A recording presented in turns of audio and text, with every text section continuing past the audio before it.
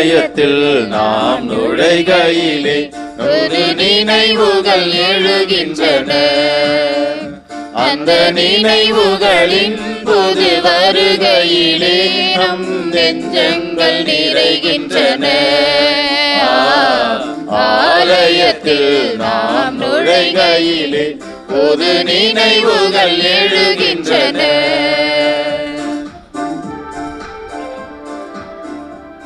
தந்தை மகன் தூய ஆவியாரின் பெயராலே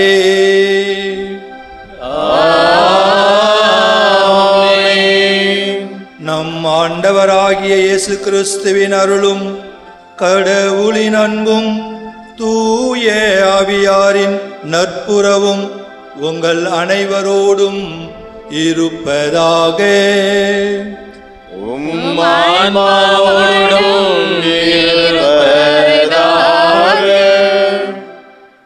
இயேசுவில் பிரியமானவர்களே,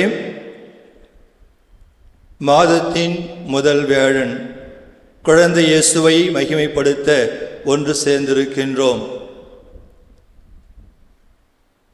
அவருடைய அருளாசீர் மேலும் மேலும் நம் வாழ்விலே துலங்க, நாம் நலமாக வளமாக வாழ இன்று இறை வார்த்தைகள் நமக்கு அழைப்பு விடுக்கின்றன. நான் சொல்வதை கேளுங்கள், என் கட்டளைகளை கடைபிடியுங்கள், நீங்கள் வாழ்வீர்கள். இதைத்தான் இன்று குழந்தை இயேசு நமக்கு சொல்லி, இந்த தவக்காலத்திலே அவருடைய விருப்பத்துக்கேற்ப நாம் வாழ்ந்து கடவுளுக்கும் நம்மோடு வாழ்கின்ற ஒவ்வொருவருக்கும் செவி மடுத்து அன்பிலே, உறவிலே, சமாதானத்திலே நம் வாழ்க்கையை கட்டி எழுப்ப அழைக்கப்படுகின்றோம். அதற்கு வேண்டிய அருள் ஆசீரை நிறைவாக பெற்றிட இறைஞ்சிடுவோம். மாதாட்டு வழியாக இந்த திருப்பலி அருள் ஆசீர் உங்கள் அனைவருக்கும் நிறைவாக கிடைத்து குழந்தை இயேசுவினுடைய அருள்கரம் உங்களை தொட்டு வழி நடத்திட உங்களுக்காக ஜெபித்து இந்த பலியிலே பங்கெடுக்க அன்போடு அழைக்கின்றேன். எல்லாம் வல்ல இறைவனிடமும் சகோதர சகோதரிகளே உங்களிடமும் நான் பாவியனை ஏற்றுக்கொள்கிறேன். ஏனெனில் என் சிந்தனையாலும் சொல்லாலும் செயலாலும் கடமையில் தவறியதாலும் பாவங்கள் பல செய்தேன். என் பாவமே, என் பாவமே, என் பெரும் பாவமே. ஆகையால் எப்பொழுதும் கன்னியான புனித மரியாவையும் வானதூதர் புனிதர் அனைவரையும் சகோதர சகோதரிகளே உங்களையும் நம் இறைவனாகிய ஆண்டவரிடம் எனக்காக வேண்டிக் கொள்ள மன்றாடுகின்றேன். எல்லாம் வல்ல இறைவன் நம்மீது இரக்கம் வைத்து நம் பாவங்களை மன்னித்து நம்மை நிலை வாழ்வுக்கு அழைத்து செல்வாராக. ஆமென்.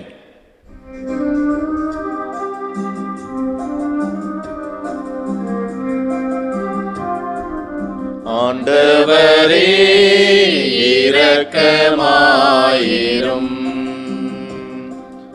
ஆண்டவரே இரக்கமாயிரும்.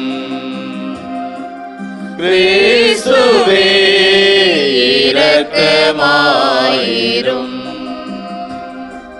கிறிஸ்துவே இரக்கமாயிரும். ஆண்டவரே இரக்கமாயிரும்.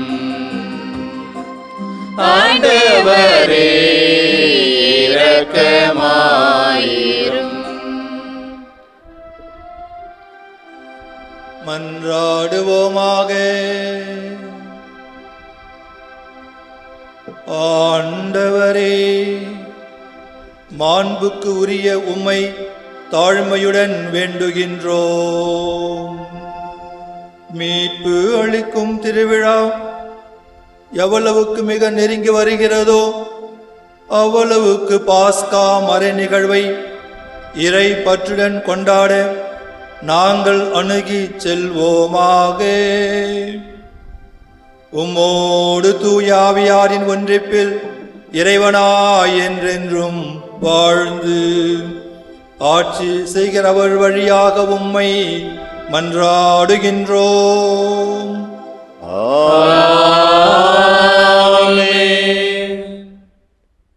தங்கள் கடவுளாகிய ஆண்டவரின் குரலை கேளாத மக்களினம் இதுவே. இறைவாக்கினர் எரேமியா நூலிலிருந்த வாசகம், அதிகாரம் 7, இறை திரு வசனங்கள் 23 முதல் 28 முடிய. ஆண்டவர் கூறியது: நான் இஸ்ரேலுக்கு கொடுத்த கட்டளை இதுவே. என் குரலுக்கு செவி கொடுங்கள். அப்போது நான் உங்களுக்கு கடவுளாயிருப்பேன், நீங்கள் எனக்கு மக்களாயிருப்பீர்கள். நான் கட்டளையிட்ட நெறிகள் அனைத்தையும் கடைபிடியுங்கள், அது உங்களுக்கு நலம் பயக்கும். அவர்களோ செவி சாய்க்கவும் இல்லை, கவனிக்கவும் இல்லை. பிடிவாத குணமுடைய அவர்களின் தீய உள்ளத்தின் திட்டப்படி நடந்தார்கள். முன்னோக்கி செல்வதற்கு பதில் பின்னோக்கி சென்றார்கள். உங்கள் மூதாதையர் எகிப்து நாட்டிலிருந்து வெளியேறிய நாளிலிருந்து இன்று வரை ஒவ்வொரு நாளும் தொடர்ந்து என் ஊழியர்களாகிய இறைவாக்கினர்களை உங்களிடம் அனுப்பியுள்ளேன். அவர்களோ எனக்கு செவி சாய்க்கவில்லை, கவனிக்கவில்லை. முரட்டு பிடிவாதம் கொண்டு தங்கள் மூதாதையரை விட அதிக தீச்செயல் செய்தனர். நீ அவர்களிடம் இச்சொற்களை எல்லாம் கூறுவாய், அவர்களோ உனக்கு செவி சாய்க்க மாட்டார்கள். நீ அவர்களை அழைப்பாய், அவர்களோ உனக்கு பதில் தரமாட்டார்கள். தங்களின் கடவுளின் குரலை கேளாத, அவர் தண்டித்தும் திருந்தாத இனம் இதுவே என அவர்களிடம் சொல். உண்மை அழிந்து போயிற்று, அது அவர்கள் வாயிலிருந்து அகன்று போயிற்று. ஆண்டவரின் அருள்வாக்கு. உங்கள் இதயத்தை கடினப்படுத்தாதே, ஆண்டவர் குரலை கேட்டிடுவேன். உங்கள் இதயத்தை கடினப்படுத்தாதீர், ஆண்டவர் குரலை கேட்டிடுவீர். வாருங்கள், ஆண்டவரை புகழ்ந்து பாடுங்கள். நமது மீட்பரின் பாறையை போற்றி ஆர்ப்பரியுங்கள். நன்றியுடன் அவர் திருமுன் செல்வோம், புகழ் பாக்களார் அவரை போற்றி ஆர்ப்பரிப்போம். பல்லவி. உங்கள் இதயத்தை கடினப்படுத்தாதீர், ஆண்டவர் குரலை கேட்டிடுவீர். வாருங்கள், தாழ் பணிந்து அவரை தொழுவோம். நம்மை உருவாக்கிய ஆண்டவர் முன் முழந்தாளிடுவோம். அவரே நம் கடவுள், நாமோ அவரது மேய்ச்சலின் மக்கள். நாம் அவர் பேணி காக்கும் ஆடுகள். பல்லவி. உங்கள் இதயத்தை கடினப்படுத்தாதீர், ஆண்டவர் குரலை கேட்டிடுவீர். இன்று நீங்கள் அவரது குரலுக்கு செவி கொடுத்தால் எத்துணை நலம். அன்று மெரிபாவிலும் பாலை நிலத்தில் மாசாவிலும் செய்தது போல் உங்கள் இதயத்தை கடினப்படுத்திக் கொள்ளாதீர்கள். அங்கே உங்கள் மூதாதையர் என்னை சோதித்தனர், என் செயல்களை கண்டிருந்தும் என்னை சோதித்து பார்த்தனர். பல்லவி. உங்கள் இதயத்தை கடினப்படுத்தாதீர், ஆண்டவர் குரலை கேட்டிடுவீர். ஆயர் தன் மந்தையை காப்பது போல ஆண்டவர் நம்மை காக்கின்றார். ஆயர் தன் மந்தையை காப்பது போல ஆண்டவர் நம்மை காக்கின்றார். இப்பொழுதாவது உங்கள் முழு இதயத்தோடு என்னிடம் திரும்பி வாருங்கள், ஏனெனில் நான் அருள் நிறைந்தவர், இரக்கம் மிக்கவர். ஆயன் தன் மந்தையை காப்பது போல ஆண்டவர் நம்மை காக்கின்றார்.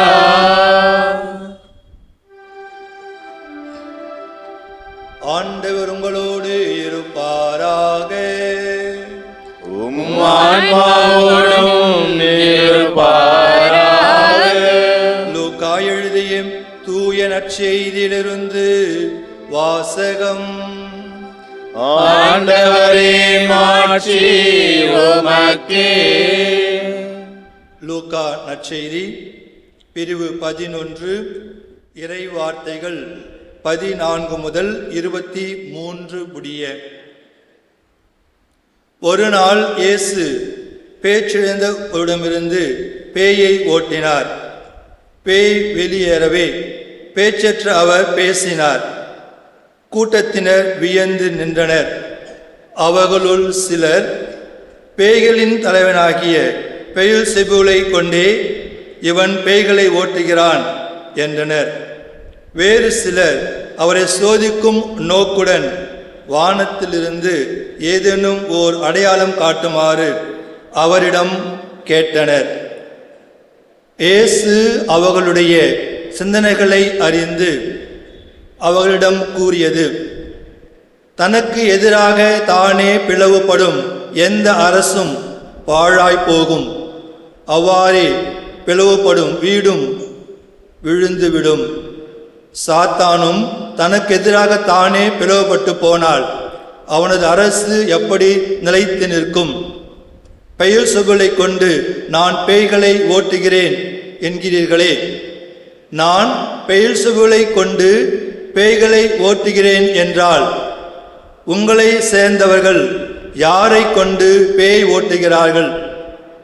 ஆகவே அவர்களே உங்கள் கூற்று தவறு என்பதற்கு சாட்சிகள். நான் கடவுளின் ஆற்றலால் பேய்களை ஓட்டுகிறேன் என்றால் இறையாட்சி உங்களிடம் வந்துள்ளது அல்லவா? வலியவர் ஆயுதம் தாங்கி தன் அரண்மனையை காக்கிற போது அவருடைய உடைமைகள் பாதுகாப்பாக இருக்கும். அவரை விட மிகுந்த வலிமையுடையவர் ஒருவர் வந்து அவரை வென்றால் அவர் நம்பியிருந்த எல்லா படைக்கலங்களையும் பறித்து கொண்டு கொள்ளை பொருட்களையும் பங்கிடுவார். என்னோடு இராதவர் எனக்கு எதிராக இருக்கிறார். என்னோடு இணைந்து மக்களை கூட்டி சேர்க்காதவர் அவர்களை சிதறடிக்கிறார்.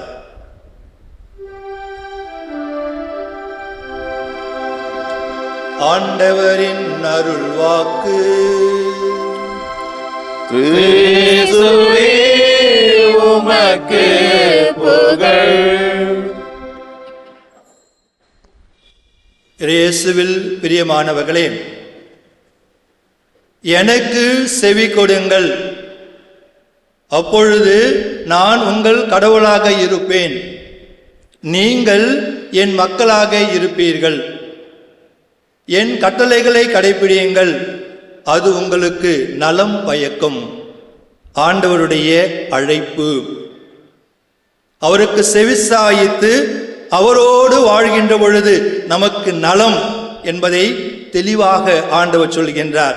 ஆனால் தன்னால் தேர்ந்தெடுக்கப்பட்ட மக்கள் எகிப்திலிருந்து விடுவித்து எத்தனையோ அரும்பெரும் செயல்களை கண்டு அவரால் பராமரிக்கப்பட்ட மக்கள் தங்களது பிடிவாத குணத்தால் தீய உள்ளத்தால் இறைவனுக்கு செவிசாய்க்கவில்லை. அவர்களுடைய சொந்த விருப்பு வெறுப்புகளோடு வாழ ஆரம்பிக்கின்றார்கள்.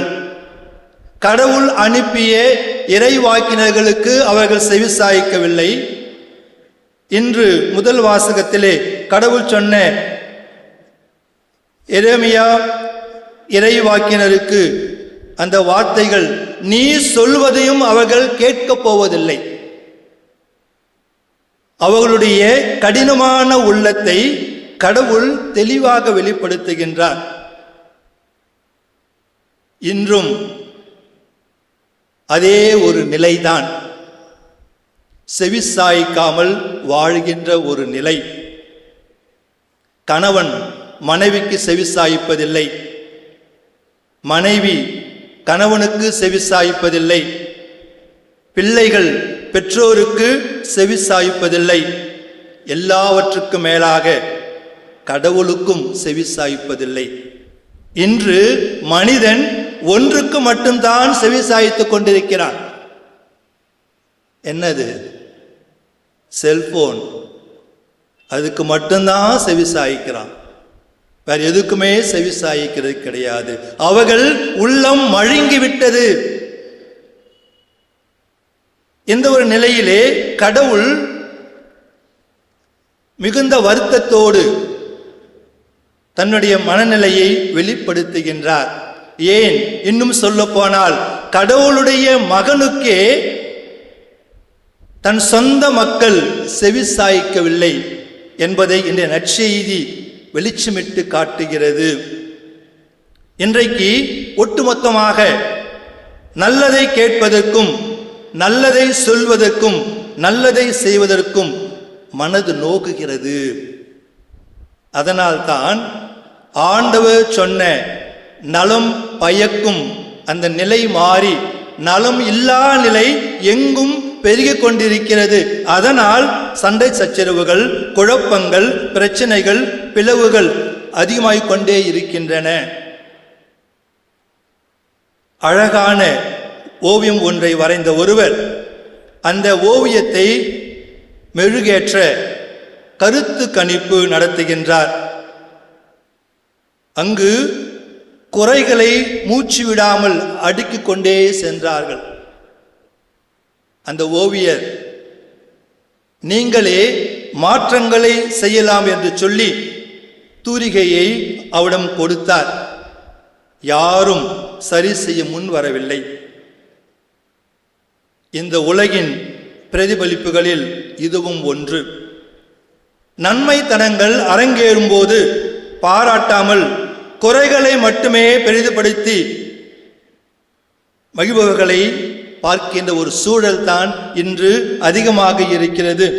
இது இரட்டை நிலைப்பாடு மனநிலையை படம் பிடித்து காட்டுகிறது. இந்த மனநிலைத்தான் நம்முள் பல முரண்பாடுகளை பதியமிட்டு தன்னை நிறைவுள்ளவராகவும் மற்றவர்களை குறையுள்ளவர்களாகவும் பார்க்க வழி செய்கிறது. நற்செய்தியை நாம் பார்க்கின்றோம். இயேசு பேச்சற்ற ஒருவனை பேச செய்கிறார், அவனிலிருந்து பேயை ஓட்டுகிறார். இதை பார்த்து மகிழ்ச்சியோடு கைத்தட்டி அவரை பெருமைப்படுத்துவதற்கு பதிலாக இவன் பேய்களின் தலைவனை கொண்டே பேய்களை ஓட்டுகிறான் என்று குற்றம் சாட்டுகிறார்கள். ஆனால் ஆண்டவர் இயேசு தெளிவாக அவர்களுடைய இரட்டை நிலைப்பாட்டை வெளிப்படுத்துகின்றார்.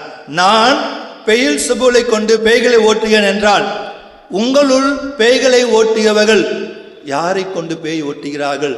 அவர்களே உங்களுக்கு சான்று என்று சொல்லி அவருடைய மனநிலையை வெளிப்படுத்துகின்றார். நம்முடைய வாழ்க்கையிலும் இரட்டை நிலைப்பாடு இல்லாமல் இல்லை. நான் நல்ல காரியங்களை செய்யும்போது என்னை நல்லவன் என்று அழைக்கிறேன். அதே நல்ல காரியத்தை மற்றவர்கள் செய்யும் பொழுது மற்றவர்களின் பாராட்டை பெறவே இவ்வாறு செய்கின்றனர் என்று சொல்கிறேன். பிறரது குற்றத்தை கண்டுபிடிக்கும் எனக்கு இறைவாக்கின பட்டம் கொடுக்கின்றேன். பிறர் எனது குற்றங்களை கண்டுபிடித்தால் சரியான சிடுமூஞ்சி, எப்பொழுதும் குற்றங்களை கண்டுபிடிப்புதான் வேலை என்று நான் சொல்லுகிறேன். நான் நாள்தோறும் ஆலயம் வந்தால் அது எனது புனிதமான வாழ்க்கையின் வெளிப்பாடு என்கிறேன். மற்றவர்கள் தினமும் ஆலயம் வந்தால் அது பரிசேயத்தனம் என்று சொல்லுகிறேன். நான் உழைக்காமல் வாழ்ந்தேன் என்றால் அதற்கு பெயர் சாமர்த்தியம்.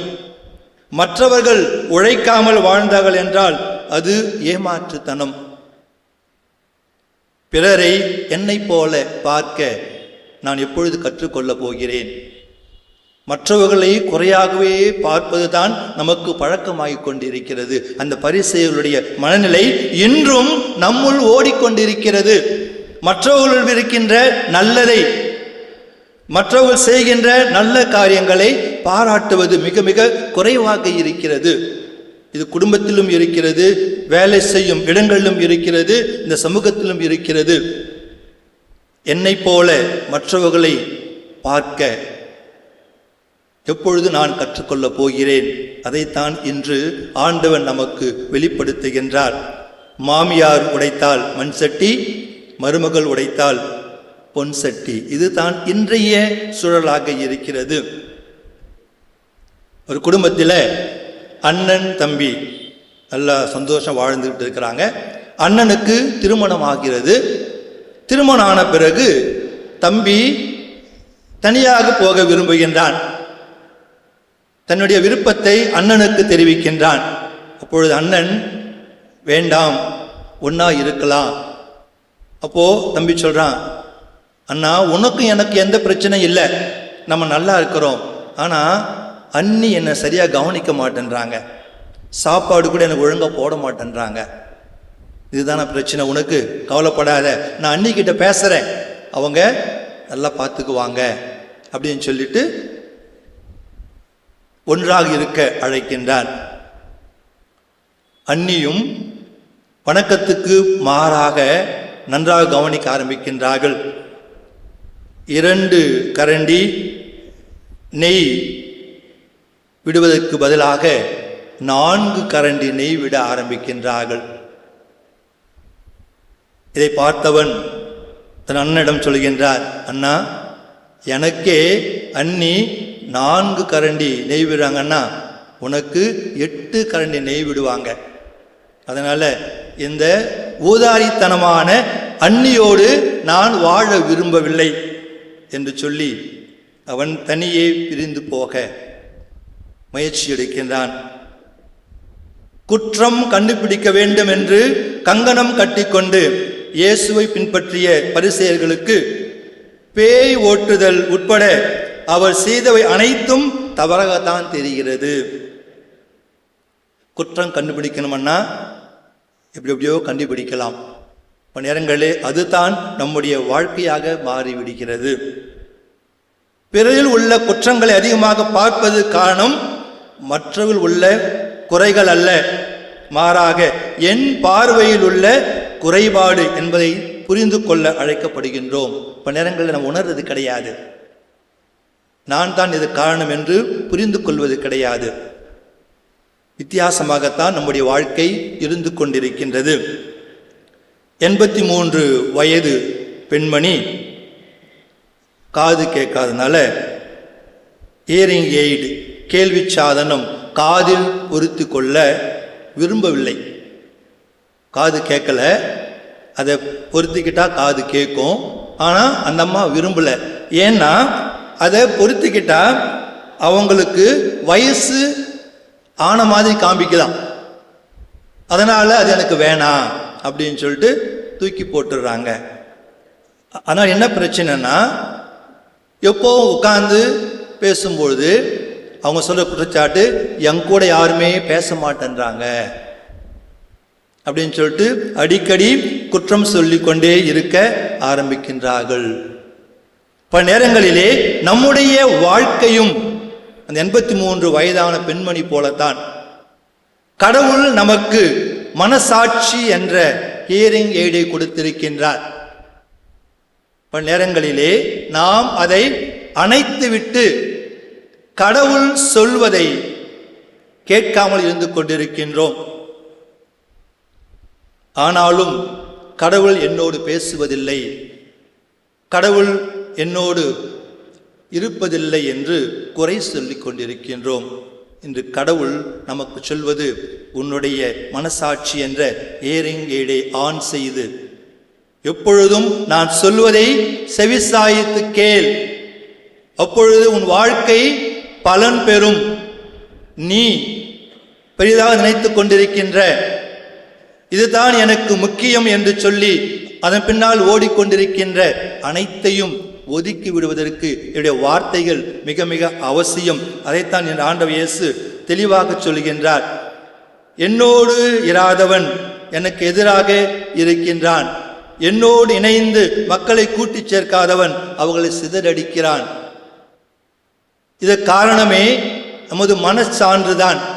நான் கடவுளுடைய வார்த்தைக்கு செவி மடுக்காமல் இருப்பதால் என் வாழ்க்கையிலே பிளவுகள், என் வாழ்க்கையிலே சிக்கல்கள், என் வாழ்க்கையிலே போராட்டங்கள், நானே எனக்கு எதிராக என்னை பிரித்துக் கொள்கிறேன், நானே எனக்கு எதிராக என் குடும்பத்தை பிரித்துக் கொள்கிறேன், நானே எனக்கு எதிராக என் சமூகத்திலே பலரை பிரித்து வாழ்ந்து கொண்டிருக்கிறேன். நான் எப்பொழுது கடவுள் கொடுத்திருக்கின்ற மனசாட்சி என்ற ஏரிங் எய்டை ஆன் செய்து அவருக்கு செவி சாய்த்து கொண்டிருப்பேனோ அப்பொழுது நான் கடவுளோடு இணைந்து செல்வேன். அவரோடு இணைந்து செல்கின்ற பொழுது என் வாழ்க்கையிலே நலங்களையும் வளங்களையும் பல பெற்று வாழ்விலே உயர்வேன். அந்த ஒரு நிலையைத்தான் இன்றைய தவக்காலத்திலே ஆண்டவர் நமக்கு சொல்கின்றார்.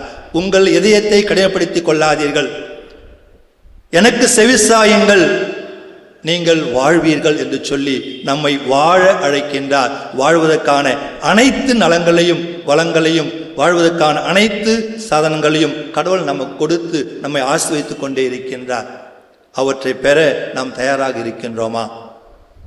சிந்திப்போம். ஆமேன். அன்புமிக்க சகோதரமே, இந்த தவக்காலத்திலே கடவுளுடைய வார்த்தைகளுக்கு செவிசாயித்து அவர் சொல்லுகின்ற பாதையிலே நம் வாழ்க்கையை நெறிப்படுத்த, அவருடைய கட்டளைகளை கடைபிடித்து வாழ்விலே உயர நமக்கு வேண்டிய வரங்களை, குறிப்பாக இந்த தவக்காலத்தை இத்தகைய வாழ்க்கையை வாழ்வதற்கு தடையாக இருப்பவற்றையெல்லாம் தகத்தெறிய ஆண்டவர் நமக்கு சக்தியை தந்து வழிநடத்த வேண்டும் என்று சிறப்பாக செபிப்போம். எல்லாம் வல்ல அன்பு தந்தையே இறைவா, இவ்வுலகில் திரு அவையை வழிநடத்தும் எங்கள் திருத்தந்தை, ஆயர்கள், அருப்பணியாளர்கள், இருபால் துறவியர்கள் ஒவ்வொருவரையும் நிறைவாக ஆசிர்வதித்து தங்கள் ஆன்மீக பாதையிலே எதிர்கொள்ளும் துன்பங்களைக் கண்டு துவண்டு விடாமல் என் நாயன் என்னோடு இருக்க எனக்கென்ன கவலை என்று திருப்பாடல் வார்த்தைகளை மனதில் இருத்தி தங்கள் பயணத்தை தொடர ஆவியானவரின் ஆற்றலை நிறைவாக அளித்து வழிநடத்திட வேண்டுமென்று ஆண்டவரே உம்மை மன்றாடுகிறோம். ஆண்டவரே, எங்கள் மன்றாட்டை கேட்டருளும். நோய் நீக்கும் அருமருந்தே எம் இறைவா, இத்திருத்தலத்தின் நம்பிக்கையோடு நாடி வருகின்ற நோயாளிகள் மீது பரிவு கொண்டு அவர்களுடைய எல்லா நோய்களிலிருந்தும் விடுவித்தருள வேண்டும் என்று ஆண்டவரே உம்மை மன்றாடுகிறோம். ஆண்டவரே, எங்கள் மன்றாட்டை கேட்டருளும். இப்பொழுதாவது உங்கள் முழு இதயத்தோடு என்னிடம் திரும்பி வாருங்கள் என்று சொன்ன இறைவா, இரக்கம் நிறைந்த அருள் நிறைந்த உம்மோடு உள்ள உறவை பலப்படுத்த திரு அவை கொடுத்துள்ள இந்த நாட்களை முழுமையாக பயன்படுத்தி உம்மோடு சேர்ந்து வாழ வரமருள வேண்டுமென்று ஆண்டவரே உம்மை மன்றாடுகிறோம். ஆண்டவரே, எங்கள் மன்றாட்டை கேட்டருளும். தவக்காலம் மனமாற்றத்தின் காலம் என்பதை உணர்ந்து நாங்களும் எங்களுடைய பாவங்களுக்காக, தீய நாட்டங்களுக்காக மனம் வருந்தி பழைய பாவ வாழ்க்கையை துறந்து இயேசுவை போல் புது வாழ்வு பெற முடியும் என்ற கிறிஸ்தவ விசுவாசத்தின்படி வாழ வரமருள ஆண்டவரே உம்மை மன்றாடுகிறோம். ஆண்டவரே, எங்கள் மன்றாட்டை கேட்டருளும். அன்பு தந்தையே இறைவா, உம் பிள்ளைகள் நாங்கள் ஒருமனப்பட்டு நம்பிக்கையோடு உம்முடைய திருப்பாதத்தை எடுத்த இந்த மன்றாட்டுகளை கேட்டு எங்களுக்கு ஆவண செய்ய எங்கள் ஆண்டவர் இயேசு கிறிஸ்து வழியாக உம்மை மன்றாடுகின்றோம். ஆமென்.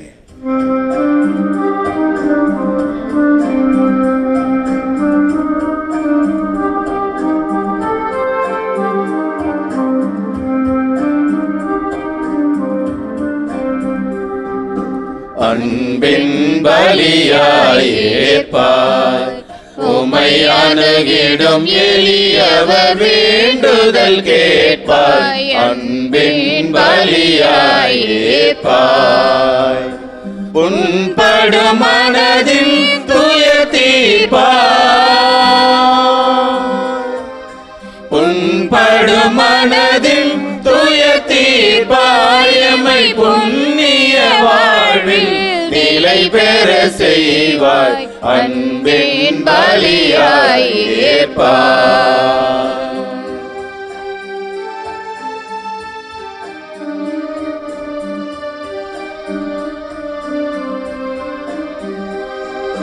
வாழ்வின் கொடைகள் பெறுகின்றோம், அருள் வல்லலுன் கருணையில் வாழ்கின்றோம். வாழ்வின் கொடைகள் பெறுகின்றோம், அருள் வல்லலுன் கருணையில் வாழ்கின்றோம்.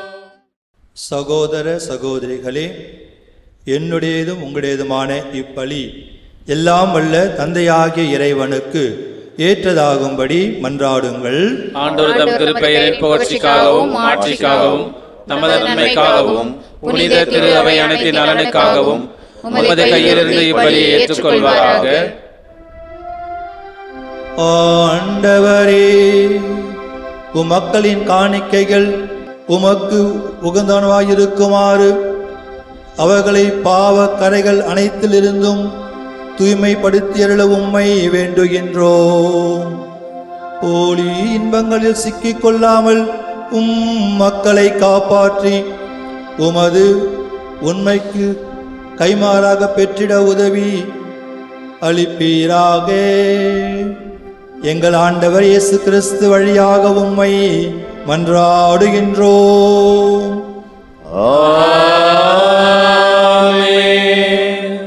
ஆண்டவர் உங்களோடு இருப்பாராக. ஆன்மாவோடும் இருப்பாராக. இதயங்களை மேலே எழுப்புங்கள்.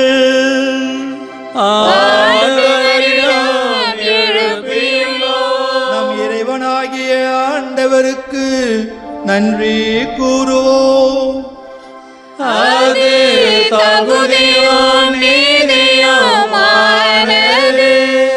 ஆண்டவரே, தூயவரான தந்தையே, என்றும் உள்ள எல்லாம் வல்ல இறைவா, என்னாலும் எவ்விடத்திலும் நாங்கள் உமக்கு நன்றி செலுத்துவது மெய்யாகவே தகுதியும் நீதியும் ஆகும். எங்கள் கடமையும் மீட்புக்குரிய செயலுமாகும். எங்கள் தவ முயற்சிகளால் நாங்கள் உமக்கு நன்றி செலுத்தவும், எங்கள் ஆணவத்தை தளர்த்தவும், ஏழைகளுக்கு உணவளிக்கவும், இவ்வாறு உமது கனிவிரக்கத்தை பின்பற்றவும் நீர் திருவுளமானி. ஆகவே எண்ணற்ற வானத்தோரோடு சேர்ந்து நாங்கள் உம்மை போற்றி புகழ்ந்தேத்தி ஒரே குரலில் பாடுவதாவது: தூயவர் தூயவர் தூயவர், வான்படைகளின் கடவுளமாண்டவர். விண்ணகமும் மன்னகமும் உமது மாட்சியால் நிறைந்துள்ளன. உன்னதங்களிலே ஓசன்னா, உன்னதங்களிலே ஓசன்னா, உன்னதங்களிலே ஓசன்னா, உன்னதங்களிலே ஓசன்னா. ஆண்டவர் பெயரால் வருகிறவர் ஆசி பெற்றவர். உன்னதங்களிலே ஓசன்னா, உன்னதங்களிலே ஓசன்னா, உன்னதங்களிலே ஓசன்னா, உன்னதங்களிலே ஓசன்னா. ஆண்டவரே, நீர் மெய்யாகவே தூயவர், தூய்மை அனைத்திற்கும் ஊற்று.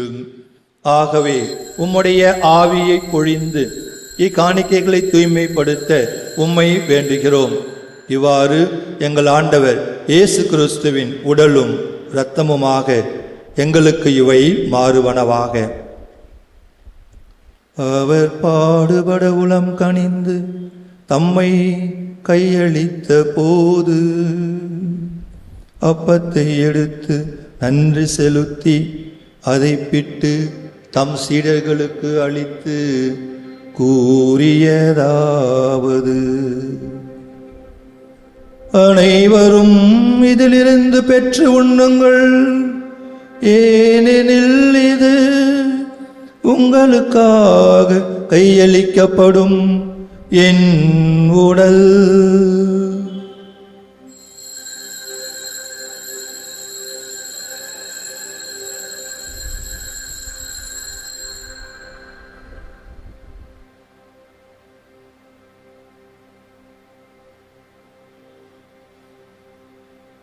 அவ்வண்ணமே இரவு விருந்தை அருந்திய பின் கிண்ணத்தையும் எடுத்து மீண்டும் உமக்கு நன்றி கூறி தம் சீடர்களுக்கு அளித்து அவர் கூறியதாவது: அனைவரும் இதிலிருந்து பெற்று பருகுங்கள், ஏனெனில் இது புதிய நிலையான உடன்படிக்கைக்கு உரிய என் இரத்தத்தின் கிண்ணம். இது பாவ மன்னிப்புக்கென்று உங்களுக்காகவும் பலருக்காகவும் சிந்தப்படும். இதை என் நினைவாக செய்யுங்கள்.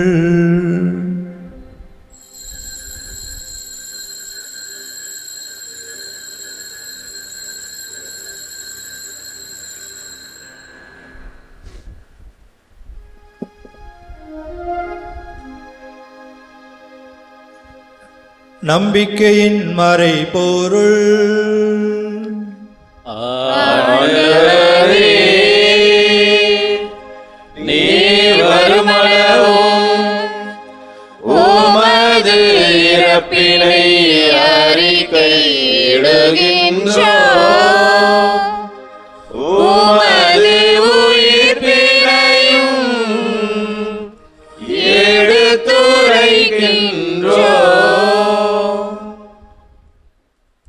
ஆகவே ஆண்டவரே, நாங்கள் கிறிஸ்துவின் இறப்பினையும் உயிர்ப்பையும் நினைவு கூர்ந்து வாழ்வு தரும் அப்பத்தையும் மீட்பளிக்கும் கிண்ணத்தையும் உமக்கு ஒப்பு கொடுக்கின்றோம். திருமுன் நின்றமக்கு ஊழியம் புரிய தகுந்தவன் எங்களை ஏற்றுக்கொண்டீர். எனவே உமக்கு நன்றி செலுத்துகின்றோம். மேலும் கிறிஸ்துவின் உடலும் இரத்தத்திலும் பங்கு கொள்ளும் எங்களை தூய ஆவியார் ஒன்று சேர்க்க வேண்டும் என உம்மை தாழ்மையுடன் மன்றாடுகின்றோம். ஆண்டவரே, உலகெங்கும் பரவியிருக்கும் உமது திரு அவையை நினைவு கூர்ந்தருளும். எங்கள் திருத்தந்தை பிரான்சிஸ், எங்கள் மறைமாவட்ட பரிபாலகர் அருத்தந்தை ஜான் ராபர்ட், எல்லா திருநராகிய அனைவரோடும் உமது திரு அவை அன்பில் நிறைவு பெறச் செய்தருளும். மேலும் உயிர்த்து எழும் எதிர்நோக்குடன் துயில் கொள்ளும் எங்கள் சகோதர சகோதரிகளையும் இறந்தோர் அனைவரையும் இரக்கத்துடன் நினைவு கூர்ந்து உமது திருமுக ஒளியினுள் ஏற்றருளும். எங்கள் அனைவர் மீதும் இரக்கமாயிரும். கடவுளின் கன்னித்தாயான புனித மரியா, அவருடைய கணவன் புனித யோசேப்பு, புனித திரு தூதர்கள், இவ்வுலகில் உமக்கு உகந்தவை இருந்தோராக்கிய புனிதர் அனைவருடனும் நாங்கள் நிலை வாழ்வில் பங்கு கொள்ளும் தகுதி பெற்று திருமகன் இயேசு கிறிஸ்து வழியாக உம்மை புகழ்ந்தேத்தும் வரமருள உம்மை மன்றாடுகின்றோம்.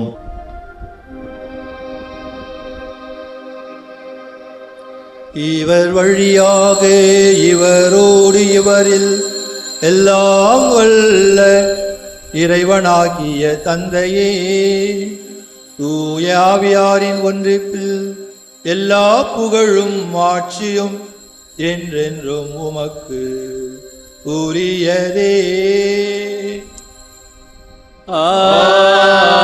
ஆமென், ஆமென், ஆமென்.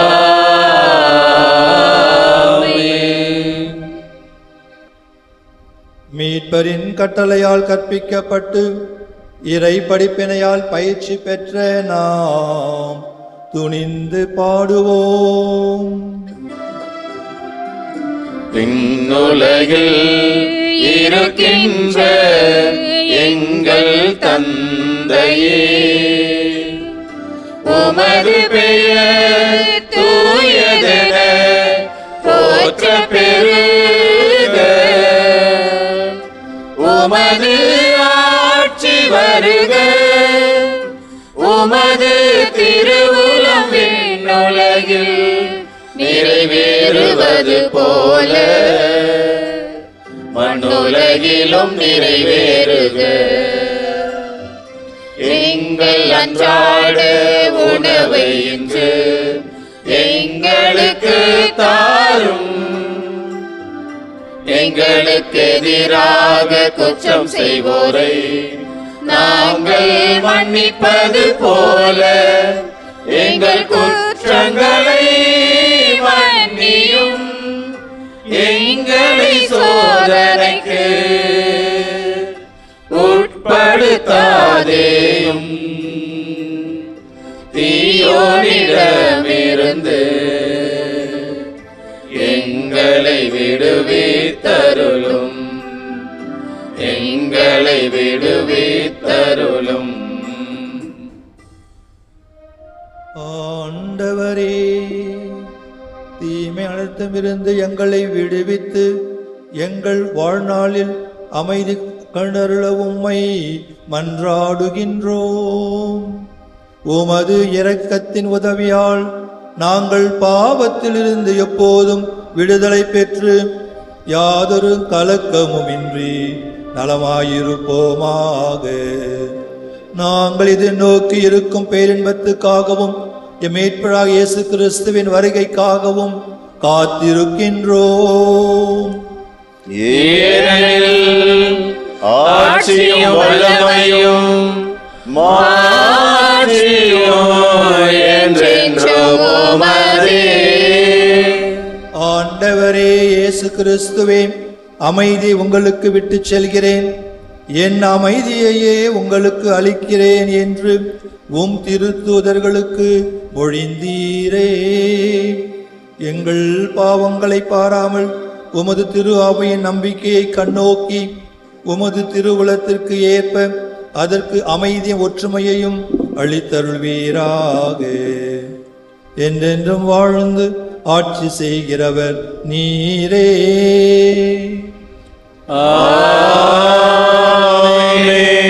ஆண்டவருடைய அமைதி உங்களோடு என்றும் இருப்பதாக. ஆன்மாவோடும் இருப்பதாக. ஒருவருக்கொருவர் அமைதியை பகிர்ந்து கொள்வோம்.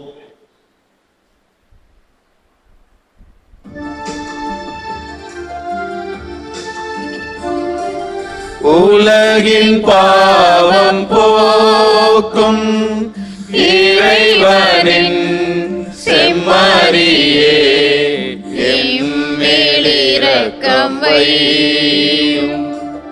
உலகின் பாவம் போக்கும் இறைவனின் செம்மறியே, எம்மேல் இரக்கம் வையும். உலகின் பாவம் போக்கும் இறைவனின் செம்மறியே, எமக்கு அமைதி அருளும். எமக்கு அமைதி அருளும்.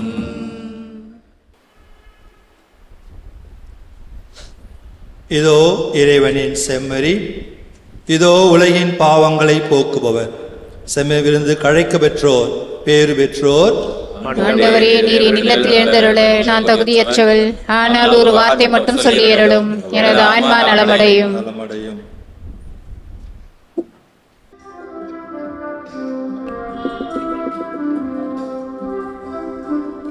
என்னோடு நீ பேச வந்தாய், என் வாழ்வை நீ மாற்றி நின்றாய். என்னோடு நீ பேச வந்தாய், என் வாழ்வை நீ மாற்றி நின்றாய். என் தெய்வமே, என் தெய்வமே, நீ இன்றி நான் இல்லையே, உன் நினைவின்றி வாழ்வில்லையே.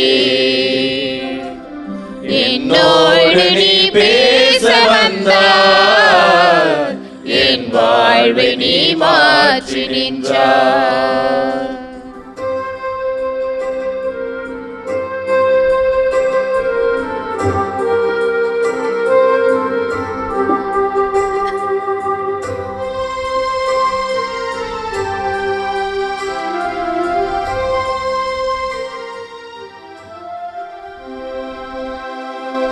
மன்றாடுவோமாக. ஆண்டவரே, அருளடங்களால் புதுப்பிக்கப்பட்டவர்களை கனிவுடன் உமது உதவியால் எழ செய்தருளும். அதனால் நாங்கள் மறைநெறிகளாலும் வாழ்வின் நெறிகளாலும் உமது மீட்பின் பயனை அடைவோமாக. எங்கள் ஆண்டவர் இயேசு கிறிஸ்து வழியாக உம்மை மன்றாடுகின்றோம். ஆமென். ஆண்டவர் உங்களோடு இருப்பாராக. உம் ஆன்மாவோடும் இருப்பாராக. எல்லாம் வல்ல இறைவன் தந்தை மகன் தூயாவியார் உங்களை ஆசீர்வதித்து வழி நடத்துவாராக. ஆமென். சென்று வாழுவோம். திருப்பலி முடிந்தது. இறைவனுக்கு நன்றி. மாதாவே துணை நீரே, உம்மை வாழ்த்தி போற்ற வரம் தாரும். ஈரோ பிள்ளைகள் வந்தோம் அம்மா, ஏற்றன்பாகயமை பாரும். வானோதம் அரசே தாயே, எம் மன்றாட்டை தயவாய் கேளும். ஈனோரென்றமை நீர் தள்ளாமல் எக்கால துணை தற்காரும். மாதாவே துணை நீரே, உம்மை வாழ்த்தி போற்ற வரம்